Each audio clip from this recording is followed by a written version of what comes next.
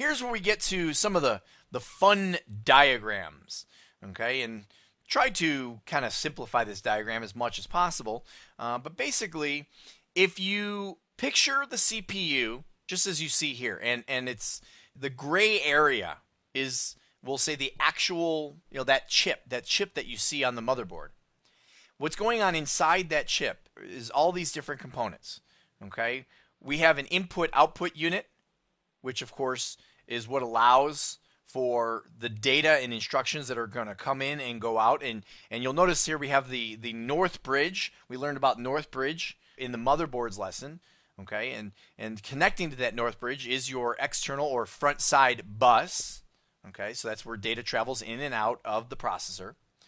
We have a control unit, which is what manages the activity inside the processor itself.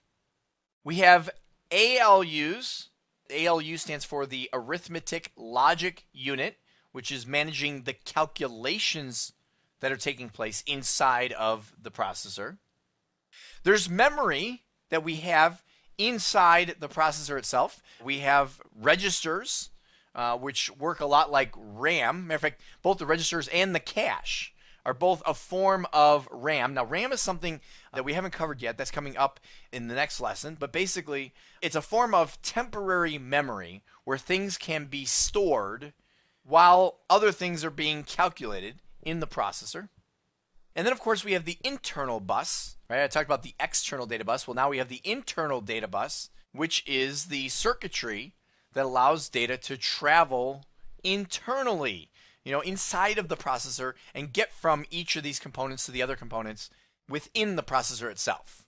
Okay, and again, the bus, just like we learned with motherboards, it's a bunch of wires and circuitry that allows these data pulses, really is what they are. They're electrical pulses to travel.